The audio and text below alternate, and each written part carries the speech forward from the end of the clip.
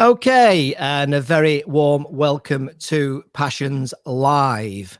And today I'm delighted in this Passions Live mini music feature to welcome Saskia Griffiths-Moore to the show. And Saskia's not only going to talk to me about her passion and her passion for music, and there could be some other stuff in there. I've not asked her yet, but she's also going to do a live performance for us, which in all honesty is just wonderful. And particularly in these strange times that we're in, these pandemic times, it's wonderful to get to listen to some music, and especially when it's live. And as a result of this wonderful thing called Tinternet, it allows us to do all sorts of different things. So Saskia, a very, very, very warm welcome to Passions. Let's start off right at the start. Tell us who you are and what your passion is. Well, I'm Saskia Griffiths-Moore, and my passion is singing and performing. Wonderful. Well, cool. That's simple enough, isn't it?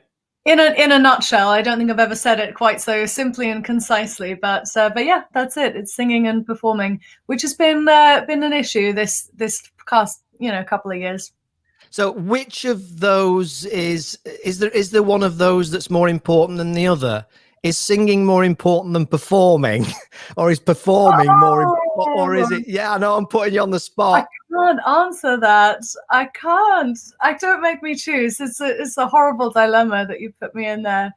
They're equally as important as one another. But actually, interestingly, I would say that singing is something I love, regardless of whether that's for a career or for a show or like on stage.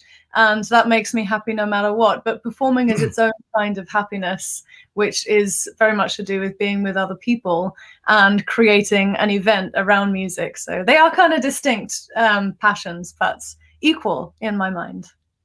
Fantastic. So how did it all start? Why music? Why singing? Is this something from, the 2-year-old dancing around the lounge? Excuse me. Or how did it all start? No, I loved music as a child, but I didn't consider it a serious or proper profession.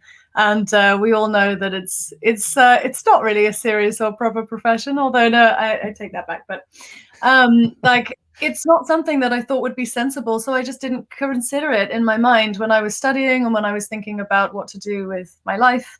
And it's something that overtook me at age 21, 22 maybe, and I suddenly realized that I had this immense passion for music, which I had never followed up or thought about properly. And for the first time I thought, why can't this be a profession? Of course it's a profession. There's so many messages out there which are like, that's just a hobby, that's just for fun. Don't take it seriously. But I deeply wanted to, and as soon as I realized that, I was able to say, okay, well, you know what, I don't have much to lose at this point. I might as well give it my best shot, and if it doesn't work out, that would be okay, and I'd be able to make my peace with that, as long as I knew that I had given it my 100% effort to see if it could work out. And that was that was a little while ago now. Yeah, well, it's wonderful. I mean, we say, excuse my throat this morning, by the way. I've got a bit of a frog in it. I don't think it's COVID because I've had the jabs because I'm old. Oh, congrats. Clear my throat again. Okay, I just wanted to quickly say that LinkedIn came up with an error message that it wasn't broadcasting on LinkedIn, but I've just quickly refreshed it and it seems to be fine now. So anybody that's just joining us on LinkedIn, I apologize for that. But Saskia's joining us today on Passions, and she's talking about her passion, and because she's actually going to do a performance for us as well. I think she thought I was going to ask her to do a 16 song gig, but the good news is it's just the one song. After this year of not performing, I'm not prepared. Yeah, and you know what, Saskia? Let's talk about that, because we're obviously, I was going to say recording. We are recording this, but we're broadcasting this Passions Live episode the end of April 2021, and my goodness, what a year. 18 months it's been. and particularly for people who are in your arena, theatres, performers, singers, artists behind the scenes. We've done a few interviews actually on here with a few theatre producers who've had some real challenges, as you can imagine. So give me a bit of a synopsis, if you like, or a summary of what it's been like for you. How painful has it been? How have you managed to get round it in any ways? Tell me about that. Yeah, it's been a very tough year as someone that loves singing and performing, and I haven't done a lot of either of those things this whole year. So it's been difficult in that respect, because it's what I love and it's what drives me. But I feel there were a number of things that happened to me over the last couple of years, and one is that a transatlantic record deal came through just before COVID happened everywhere. So we were planning to spend a lot of this time in development anyway, creating music and creating videos and content. So a lot of the year I was in the studio, which meant that I didn't notice so much the fact that we'd cancelled all my tours, and that, you know, it's not only my bread and butter, like financially performing, but just kind of spiritually in a way. That's who I was, and that's what I did. And that part of it went away, but it was very much replaced by countless hours in the studio and getting things together for my music and for my new music releases. So I'm very grateful and very lucky that my focus has been taken up by other things. And like, oddly enough, I've never been quite so busy as I've been over the lockdown, which is something that we can talk about. But I started this movement online back in November when the second lockdown kicked. And I've been working full time on that nonstop since then, because it got taken up by people in a way that I didn't expect. It just really resonated. So weirdly enough, I've been able to compensate for not performing and touring like usual by spending a lot of time in the studio, and then starting this movement, which honestly spiraled out of control, but I've had a lot of fun with. Yeah, we're going to talk about that. I think it's fascinating. Obviously, I looked into it before for when I knew I was interviewing you, and yeah, it's fascinating stuff. And yeah, it's a bit like passions, really. And I always say to people, do interesting things, and interesting things happen. And sometimes you don't quite really know where it will go. You don't know if it'll last long. You don't think it's necessarily got longevity. Maybe it has, maybe it hasn't. But for goodness sake, just flipping do it. And just see where it goes. And you can meet some. I mean, I've met some amazingly interesting people just as a result. You know, we think we've done about 56 interviews, with another 10, I think, on another 100 or so in the pipeline. And it's just gone bonkers. And it's just the people you meet, the networks you build. Anyway, people don't want to know about me. They want to know about you. Now you're giving people that teaser. Tell us about this initiative that you've been doing in the last I started a movement called Talent is Timeless, and I initially started it for my fans and my sort of like my circuit of people in acoustic music who were all stuck at home and disconnected, and I wanted us to just focus not on the fact that we were in lockdown, but on creating new music and connecting with each other. So I thought, I'll just start a little songwriting competition. We can all enter our songs, you know, we can give feedback on each other's progress. And I was expecting maybe a few hundred people maximum to enter. We set up some prizes. I managed to rope in some friends of mine from the industry to either be judges or to offer prizes for the winner. And it just snowballed. So I also started it just for people who are 50 and over. I feel that they are often not encouraged to participate in the music industry, or made to feel like they're irrelevant or like their time has passed for being musical. And I don't believe that that's true, having seen the amount of talent that's out there. And after running this competition, I absolutely know for a fact that it's not true, because we had in the end just under 1,300 songs that we had to review, and they were incredible. And I love the idea of giving people who are 50 and over a bit more of a voice in the industry, and giving other musicians and music industry professionals a chance to talk about the fact that ageism is an issue, or it can be an issue for a lot of people, and that it needn't be. So I started this competition. It's finished now. It's closed. And I've ended up with a community of UK-based songwriters over 50 that I'm running sort of monthly challenges for, and I don't think they're going to let me get away with not doing the competition again. So we will probably make this an annual thing now, although I don't know if I will always have the amount of time that I had this year to put into it. But it seems like a good thing. I want to encourage people to songwrite and to follow their passion as I'm following mine. So I feel a kind of duty to keep it going. Yeah, blimey. I think it's wonderful. And it's even more wonderful because I know you won't believe it, but I'm in that category of over 50. I know I don't look a day over 27. I realise that. It's the bald head, you see, keeps the grey away. But no, I mean, it's something that really resonated with me on a number of levels, but particularly there's a lot of conversations in business, actually, which is kind of my arena, and I'm a business consultant and coach and such, like in my day job. And it's a debate and discussion that comes up a lot in the terms of the ageism element of, you know, employability, if you like, you know, when you're over a certain age. And it's ridiculous, but it just does seem to be the same kind of scenario. And obviously in media, there's talk about it, isn't there? In news, for example, and I see comments being made by some people, whether it's like Angela Rippon or, you know, people like that.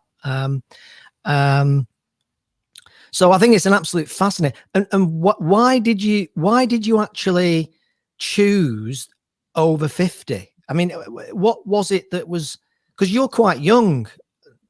You're very young, but I'm not eligible to enter my own competition. Well, I was going to say I would have been really insulting if I said. All right. So you're over 50 then, Saskia? No, I'm not kidding. I knew you weren't. So tell me why this particular genre, why this particular demographic? It just so happens that a lot of the people that like my kind of music, which is acoustic music, have been 50 or over. So concert halls, festivals for folk music tend to be filled with those people, promoters and organizers too. And when I've been touring, I often stay with fans, or I stay with promoters or people who are, you know, hosting me at the venue. And they tend to be 50 or over, and we will end up playing well into the night or having a bit of a jam session the next day. And I see this extraordinary talent around me, and it keeps coming with stories like people feel they've missed the boat for their own music and their own songwriting, and that just always felt like such a shame to me. So while younger people might feel there's more of a place for them, I really felt that people who are 50 and over, I kept getting this message that they are from them, that they don't feel relevant anymore. Or they say, who would want to listen to an older person sing? And I don't see what that has to do with anything, because people of all ages listen to music. It's not just young people that listen. And people of all ages write incredible songs, which can be very moving and very skilled, and the kinds of songs that even sometimes young people wouldn't write. And I found like a very different quality of songs that were coming through the competition, and they were very like authentic, original, non-commercial, and some of them were very experienced songwriters too. So they're bringing like all of their talents, all of their previous experiences with music, and all of their life experience to put it into song. And that is something that, while you might find incredible music from young people, I feel like incredible music from older songwriters that aren't yet super famous, you know, that are just normal people, just hasn't been given as much of a place. And I felt compelled to see what I could do to offer that kind of music a place. So we set up this competition, and we made all these opportunities for, especially for the winner and the runners up. But what I found is that the people in this community found each other. and they've been writing and connecting with each other and thinking about how to get their music off the ground, which is something that I'm thrilled to have been able to inspire in people who are 50 and over. Yeah, do you know, I just find it, I'm not just saying this, I find it absolutely fascinating, this whole thing. And what strikes me is that when you get to certainly over 50, it's the life experience that you've had. I mean, slightly aside, but sometimes I'll see people promoting life coaching and they're 23.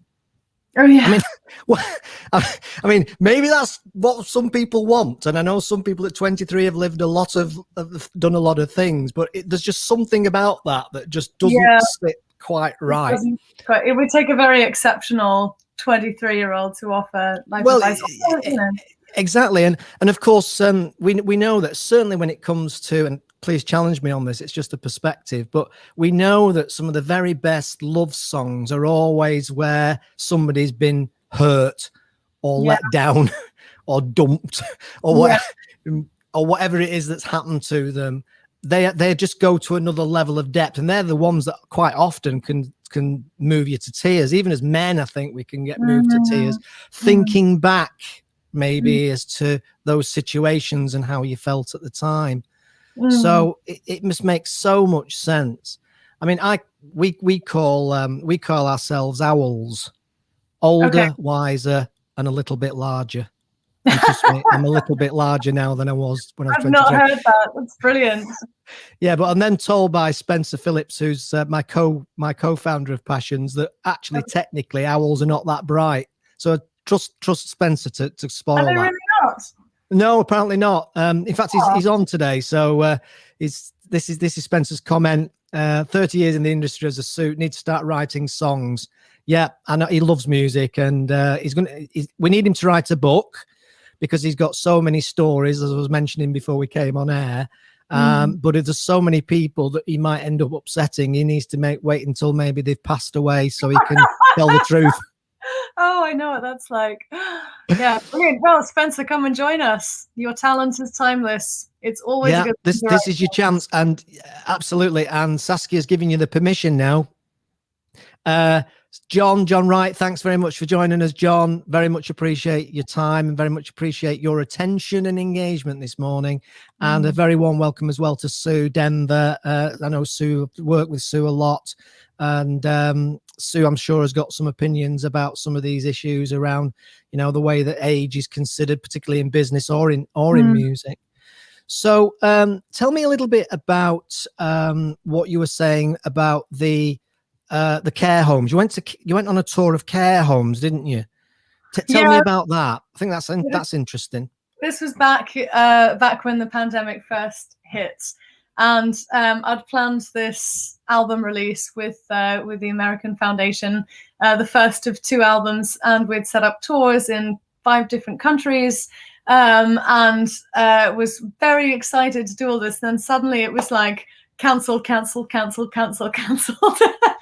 And we thought about what to do. Do we postpone the release until we can tour it? And I wasn't seeing a time really when that would be, possible again. And besides, we had another album in the works that we wanted to start work on. So we decided not to postpone it. And instead, I crowdfunded. So I asked my fans for a little bit of financial support to take this album on tour, but not in the normal way, so that we could donate the concerts to people who've been really stuck inside. So this is people who were in residential care settings, in hospital, or in just who needed care, but who were all living in a community together. And I found a promoter, someone that worked with live music in those settings, and he was thrilled to be able to invite us to come and perform in quite a few places. And at that time, this is before anybody had kind of done that, and these people hadn't had anyone come in from the outside world for months. And we did this in, I think it was the end of July or early August. And we had to wear masks while we were entering, and they cleared the ways between anywhere we could drop off all the equipment and then set up a stage, and we were very distanced from the residents. So there was like one case, we were in the middle of a courtyard and everybody could come to their windows in their rooms around the courtyard. So we could sort of see people, but they were behind glass. And in another occasion, we were in a very big garden in a psychiatric ward, and people were from their separate wards. They weren't allowed to mix between them, so they had like areas of the garden where people could come out from their section of the hospital and watch from their groups, but again, we couldn't get too close. And we did one where everyone was in a dining hall and we were like in the garden on the other side of the windows. They just opened the windows at the top so the sound could come through. It was a very odd experience, but really amazing to be able to talk to some of these people and bring them some live music, which they'd been closed to the outside world for months at this point. So it was amazing to come in. It was really hot. It was the week when it was like unbearably hot. So I remember sitting and having ice creams after performing and just talking to people about their lives and about their stories too. And it's a tour unlike anything I've done yet with music, but it felt very worthwhile to me and a nice way to celebrate the release of this album. Yeah, it's okay. Promo all you like. If you want, pick it up, put it in front of the screen and do all you like. Promote it all you like. It's fine. You've been good enough to give us your time, and you're going to obviously give us a performance as well, which is absolutely fantastic. In fact, I think it's fair to say it's probably the first live performance we've had on Passions to date. Really? Which is so yeah. So I'm it's surprised by that. It's the first. Yeah, it's a first. So I tell you what, I was when you were telling me you mentioned about this. I had a quick dig around the internet, and I found on YouTube a small. I suppose a mini overview about what you've been doing with that. I'll just show people that and give them a feel for, so they can actually see what you've just been talking about. So let's have a look. Okay. To our care home tour, we did a safe series of summer concerts this year. I feel very lucky to have been able to tour during a pandemic, and I can't imagine releasing my album any other way. In your mind, when you're at ease, I will wait for the time when it's right to invite you to unwind with me. Decided we wanted to go ahead with it anyway, even though we had to pull down all our usual tours. And instead we crowdfunded what we needed, and we managed to donate the tour to charity. And it was a care home agency that booked us in 5 different locations around the west of England, specifically around Bristol, and we did care homes and 1 psychiatric ward, bringing in music in a COVID-secure, socially distanced and safe and hygienic way to people who've been stuck inside and who hadn't been able to have their normal entertainments, let alone their family members come in and visit. So we're trying to bring music to people who have been shut away really from the rest of society for quite a long time. this is called Let in the Light, and it's a song about feeling free. And the people under the surface, they've all kinds of tensions and anxieties, sometimes physical pain, and music just cuts through all that.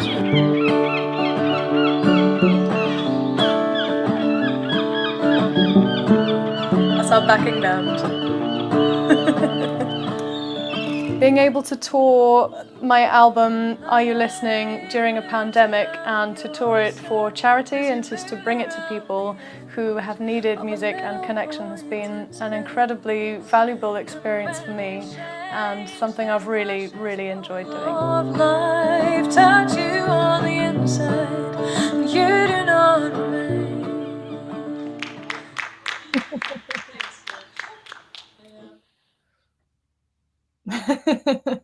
I haven't watched that in a while.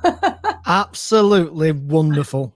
If you're not moved by that, in fact, I would say that there's been a lot of imagery, obviously, out there over the last 12 months and such like. But I think one of the things that, you'd have to be dead in your soul not to be moved when you see the older people and, relatives and them crying behind behind windows.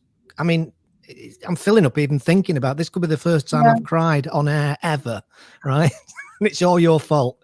You're in a safe space, although it's a little public. Yeah, I mean, absolutely incredible. So let's just have a chat again about your passion. So obviously there's a lot of people start picking up a guitar and plonking away, and some people maybe sound average, some people sound absolutely bloody awful, and some people sound fantastic. The good news is you're the latter there, of course. Well, thank you. No, absolutely. I'm just saying it as it is. Everybody heard it for themselves, so I'm not just saying it for effect. So what can you remember a time when you almost, like, I suppose, took it to the next level? You went out of the, and I'm going to use this in vertical, out of the bedroom, and you actually were in front of people. Can you remember when that was and what the circumstances were around that? I can, yeah. I think for a lot of people, it's a lot less defined than it was for me. But I've always been a bit all or nothing.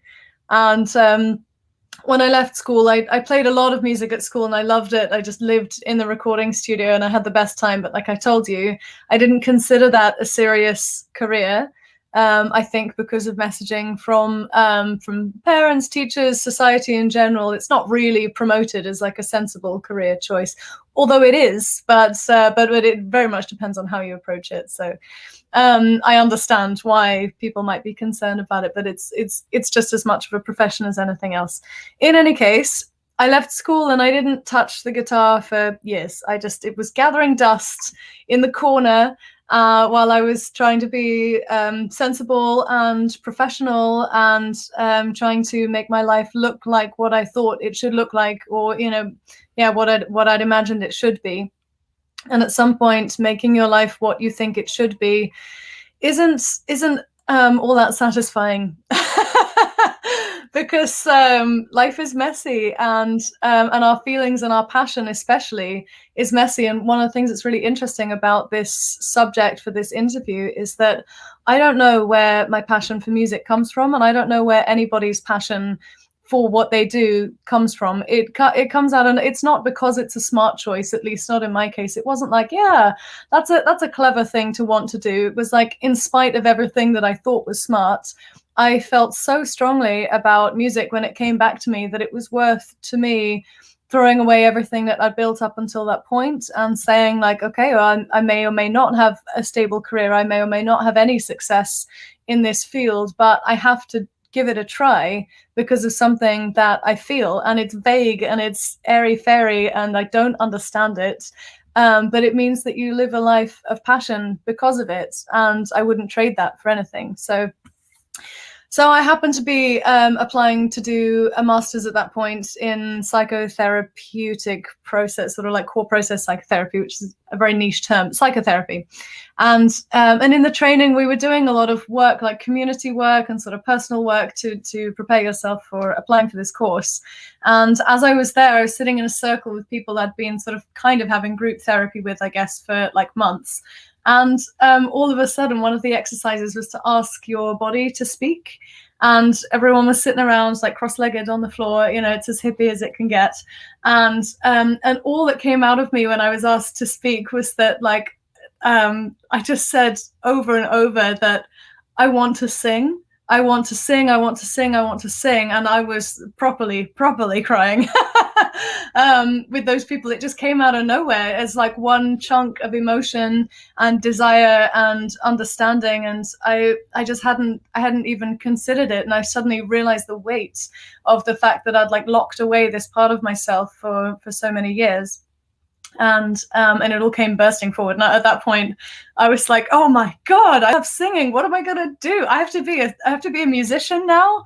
Damn!" You know, I withdrew my application. I closed my practices. I gave my clients 3 months notice. I was working here in Harley Street, and I had a practice in Hertfordshire as well. And I closed them down and handed them off to other people, and moved to the west of England, where I knew one person in the music industry, and he wasn't really in the industry. He had a music shop, and that was the only person I knew in the whole world that did any kind of music.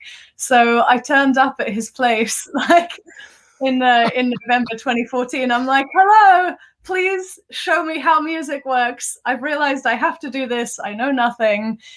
Take me under your wing. And he did not, but that was the starting point. I think that's fantastic. You can imagine that sort of scenario. That's like out of some kind of Richard Curtis movie, isn't it? Where somebody says, meets a lady in a bar and says, "What do you do?" "Oh, I'm in the music industry," and they've got a small vinyl shop somewhere. Yeah, basically. I mean, it wasn't that he led me on in that sense at all, but like everybody knows somebody, and maybe some people start out with more connections than I had. But obviously he, as the shop owner, knew other musicians. So I then connected with other musicians, and they knew gig venues. And so they connected me to gig venues. And while I was playing, I then got to know other musicians that I could then hire. And then I started busking. So I just went in because I got myself a camper van, and I got myself a little bit into debt on like busking equipment. And I was like, I'm going to play music. It's going to happen one way or the other. And I really was like literally singing for my supper. And I had like no safety net there at all, but it was great fun. And like the first time that people donated music, donated money for my playing music when I busked the first time, which I was terrified of, by the way. It was incredibly moving. I made something like £30 in like 2 hours, which is really terrible. But it didn't matter. They actually put money down because I opened my mouth to sing. And that shocked me. So I went and had like a full-on Chinese buffet, spent the whole 30 quid on a meal, and was like, I'll just do this again tomorrow then. Well, you see, if you keep doing that, then you'll end up an owl, because you'll be older, wiser, and a little bit larger. That's what you got to remember. That's what you got to remember, right? Can I just be an owl? What a wonderful story. And there's a book by Susanne Jeffers called Feel the Fear and Do It Anyway, which is years and years old. And if you've ever come across it, a lot of entrepreneurs come across it. It's worth having a look at. That's absolutely what I did. Yeah. It's utilized a lot in entrepreneurship and things like that. And feel the fear and do it anyway. And that's what you did. Is Phil, is there something that you've been afraid of that you did anyway? Absolutely. Sorry, say that again. I said, is there something that you've done that you've been afraid of and done anyway?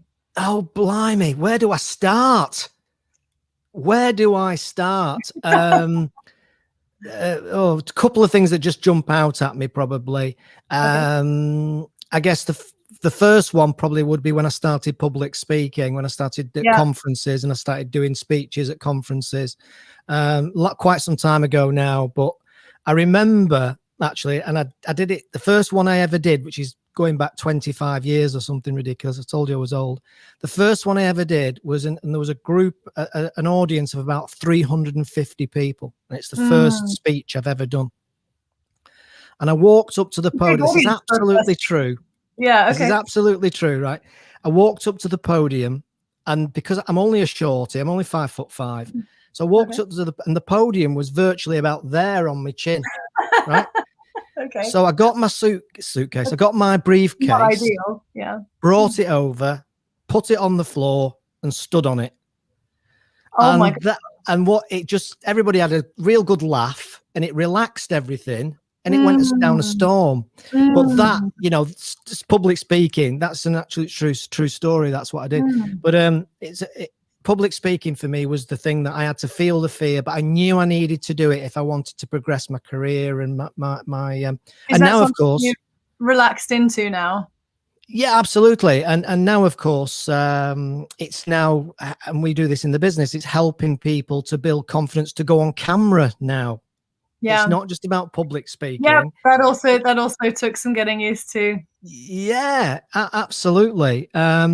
Were you because you seem so comfortable actually on camera right now? You're very, very laid back and seem to be quite in the zone. Do you find it quite straightforward and easy to do? It is now, but it wasn't always. So I guess like with anything, or for me, like with singing, initially I was terrified, and maybe with public speaking, you get used to it or you find your ways around it. I think it's scarier when you haven't tried it yet. And the more you do it, the better you get at it. So I got used to singing, and I got used to public speaking, and I got used to being on camera. I think because I was doing so much crowdfunding, which is not only being on camera but asking people for money, and not only asking people for money but to ask people for money to support something airy fairy like your passion for music. And after a while, like all the trainings I did for how to present on camera, it's just do it over and over and over and over. So especially the first few like crowdfunding videos, I had like my phone camera there, and I would make like 10 or 20 videos of the same thing. Not that I'm reading a script, but that I just got comfortable speaking from the heart, or just letting words flow. And then you do get used to it. And it's the same with radio, and it's the same with TV. It starts to become something you can trust when you've seen yourself do it many times. But it's not easy to start with. And there was a time when I couldn't look the camera like directly in the eye, or the eye of the camera, because it just felt like making eye contact with people, and even that can be intimidating sometimes. So like with anything, feel the fear and do it anyway, and the fear does go away, or at least mostly goes away. So I'm quite happy talking to you, Phil, and like I think we've all gotten used to like Zoom calls and interviews over this last year or two. So maybe we've all been through that a little bit and had to give presentations and stuff, and I think we can all relate to the fact that it goes away. You get used to it, and then it becomes fun, and then you can start to improvise. And there's a word you use there, which I think is a good life lesson, actually, and the word is practice. You know, it must be the same in your music. You know, I guess it's this. I often think that people just assume that when you turn up, you got the guitar, you plop it on your knee, and off you go and sing your song. But in order to have got to that point of skill, ability, and that's with any musical instrument or any voice, practice is what is key to getting to that level. Is that a fair comment? I mean, of course, it's a fair comment, and I agree with that. But I've been having a discussion with a friend of mine lately, and I also very much live by the rule of the bare minimum, which is sometimes an extraordinary amount of work is what's required to be the bare minimum to make something happen. So it doesn't always mean taking the lazy way out. But I don't like practice just for the sake of practice. If I have a gig, or if I have a concert or an album, whatever we're recording or something, then there's a certain amount of practice that's necessary. But I've never been the kind of person that does extra homework. And I think part of which I feel maybe is kind of uncommon or a bit uncool of musicians say, because musicians are very varied in their approaches, and I know plenty of musicians that are dedicated to their craft and they will sing or practice their instrument for hours every day. But I'm not one of those people. I get motivated by events that are time limited, and I enjoy the feeling of improvising, so long as I trust that my experience and my skill is at a level that I can improvise competently, and I have to know that I am able to do that. But I choose to work with musicians that like to improvise like I do. So it's not that we want to get everything note perfect for a show, and to play it the same way night after night after night. I play with musicians that enjoy each other's company and that have a lot of fun on stage, and they don't always get every note right, and I don't always get every note right, but we enjoy making it up partly as we go along. And like, to me, that's my art, is more in creativity and improvising than it is in scripting a show. And I hope that that's what, at least part of what people enjoy when they come to shows. God, I miss shows. It's such a long time. Right, so you're going to cry on camera now as well. I might cry a little bit. That's both of us that have completely embarrassed ourselves. But who cares? Who cares? We're in a pandemic. Who cares? Yeah. I just couple of comments which I'll just show. So John Wright says amazing. That was after your performance. I don't think he means me standing on my briefcase so people could see me over a podium. That's pretty amazing. I think he means your music was amazing, which is wonderful. Marcus Boswell is enjoying the show. Loves the way we're presenting it. Even easy for me to say. Thanks for that, Marcus. And this doesn't surprise me either. This is Spencer again. Buying around scares him. and I can Yeah. confirm that 100%. Tell me about it. See, we've all got a sense of humour. People I know got a sense of humour, which is We've all made the good. mistake of saying, "Yeah, this round's on me," and got the check a bit later. We have. So I'll tell you what we'll do now, if it's okay. Would you like to get yourself ready to do your sesh? Yes, I have a song for you. As I said, it's the first time that we've done a live music presentation, and I'm really looking forward to this. We've done before. One of the things we did once before when we interviewed Rosellas, who are a band, up and coming band in Manchester, is we played some of their music, but we didn't do a live stream. So you're the first, number one first, Saskia. So I'm going to shut my mouth now so people can hear your beautiful voice. Is there anything I need to do, like audio settings wise, or does it all just happen automatically? Yeah, all just. Well, you don't know because this is the first one. It's the first one, but I'm sure it'll be amazing. Okay, well, in that case, this song is called "We're Still Here," and I'll just let you take that to mean whatever you or anyone else wants that to mean for the moment. So it's not out yet, but it's kind of new, and it'll be coming out on the next record whenever that does come out. So.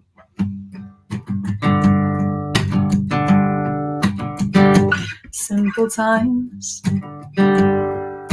chasing never-ending memories of what we leave behind. Every night, dancing with our shadows, playing with reflections of our time. But tell me now, do you find yourself in circles going around,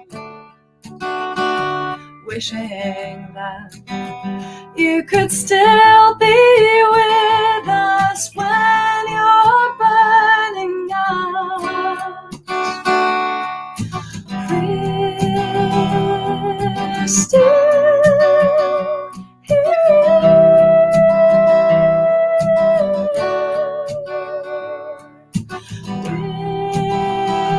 We're still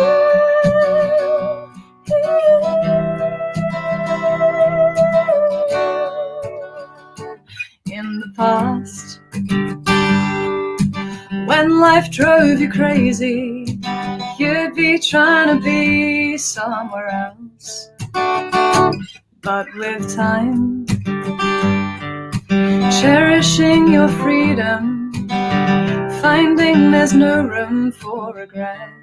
But tell me now, do you find yourself in circles going around, wishing that you could still be with us when you're burning out?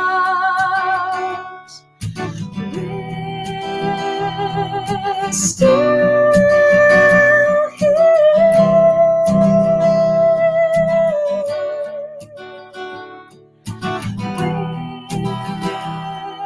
still here.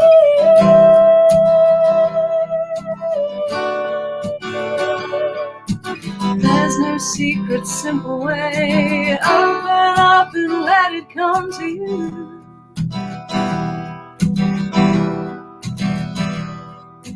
Memories you can't erase. When you need us, we will be with you.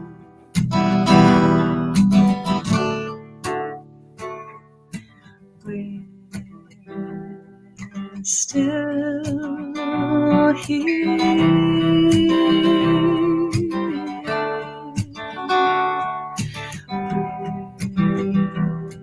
We're still here.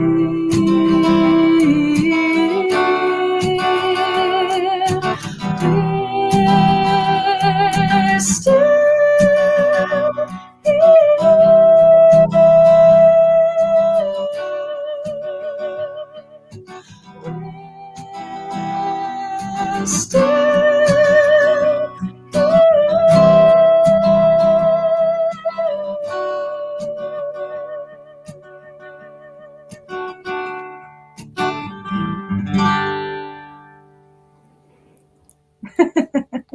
Wow. We do a program called a program, coaching and training program called Getting to Wow, and that is getting to wow. Oh, that was absolutely amazing. And from your point of view, great, obviously, to be performing like that. Yeah, I mean, I'll just play some of the comments that. This is from Spencer. Ray Jones is lucky to be working with you. I'm lucky to work with him too. Yeah. I've been very John Wright says beautiful. Absolutely. Oh yeah, that really was a wow moment. I did actually have Go on. Sorry, I was just going to say I did actually have a question here from somebody online, and they said, "What's your dream?" This is from David. What's your dream? That is a very interesting question, and one that I've actually been thinking a lot about lately. So I haven't said this like in public before, but I'm going to say it now because why not? I have very long-term dreams, which is performing in concert halls around the world, in bigger ones than I've done already, just sort of bigger and better. But I have a very specific dream. So do you know the Union Chapel here in London? Yes. That's my dream. I want to stand on the stage there and play. And I'd planned it for November 2021. So I'd planned it for November this year, 2 years ago, but then the pandemic happened, and now I don't know if I will be able to do that, but that's what I'm working towards. So I had a dream of recording at Abbey Road and of doing various things there, which I've done now. And it's amazing when you stand in the place that you visualized for so long. And now my dream is to play on the Union Chapel stage with my beautiful acoustic band and some amazing support acts, and to have it totally full. So that's my new dream, is the Union Chapel, and thank you for asking. It's such a nice question. Well, we've got to now. Everybody's got to now get together on this thing, work it out, figure it out. How are we going to make that happen for you?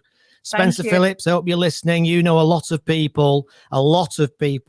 How can we help Saskia get to perform at the Union Chapel? Ray Jones, he needs to get his finger out as well. He's on the chair, so they will help when the time is right. I've got no doubts whatsoever that's going to happen. And I hope you're going to let us know when that happens too. Yeah, are you going to come? Quite possibly. I mean, I've got to be allowed out first. Yeah, that's it's a process, isn't it? You got to be allowed out your front door, and once we kind of get into that. But yes, because I mean, I've said to, obviously Spencer lives over in Kent, and we need to meet up. So I'll definitely, and we often used to meet in London back in the day as well, when I knew him a few years back. So yes, I would absolutely love to. I'll save you a seat. I've seen my dreams come true before, so I know it's possible. And again, like with the passion, I don't know why. I don't know where it comes from, and I can't really control it. But I feel as soon as I achieve that next dream, the one after will reveal itself. But first I have to do this one. So all my energy is going towards playing at the Union Chapel. And you know what? I think what's interesting about that as well is, for me, that's a goal. It's a dream, but it's a goal. It's a goal because it's a realistic thing. So, for example, you might say to me, "What's your dream?" And I might say, "Playing centre forward for Bolton Wanderers." I know this is ridiculous because, yeah, all right, but very specific. You know, I'm kind of. Yeah. Well, being an owl, older, wiser, and a little bit larger, means that that's never going to happen. So that's what I would say is, it's like being the astronaut, isn't it? It's about being, that's dream. But what you're talking about, that is a goal, because you've got the talent, you've got the skills, you've got the networks. It's going to happen.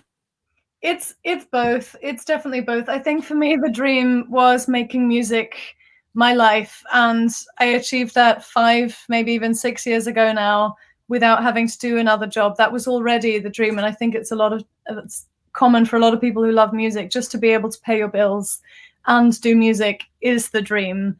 And after that, it's just playtime. So this is playtime now.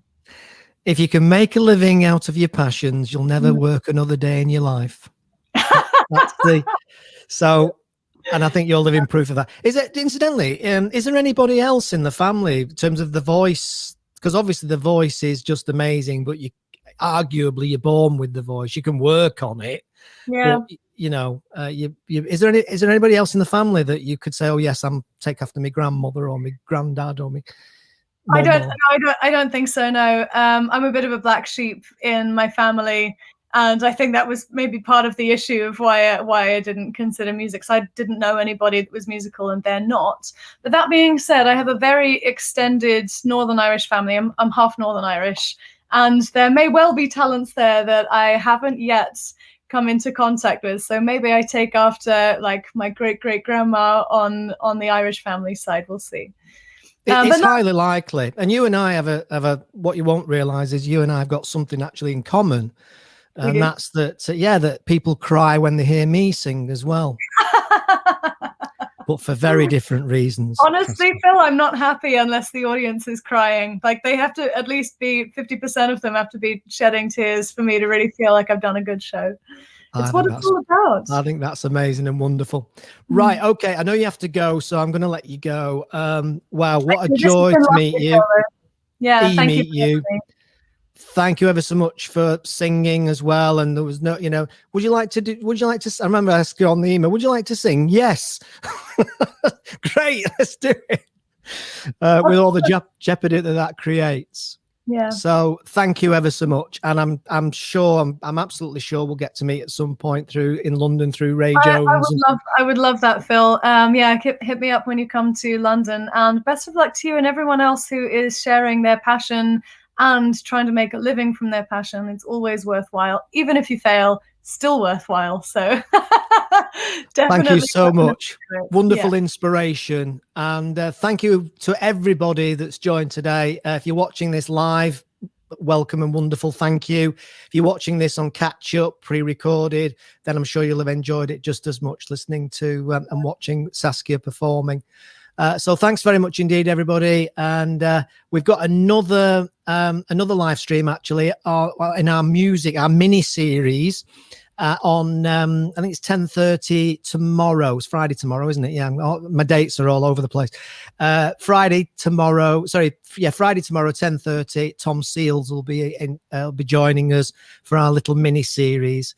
So thanks again, Saskia, and I will catch you on the road, as they say. Thanks, Phil. Take care. Take care. Bye-bye. Bye-bye, everybody. Catch you soon. Bye-bye.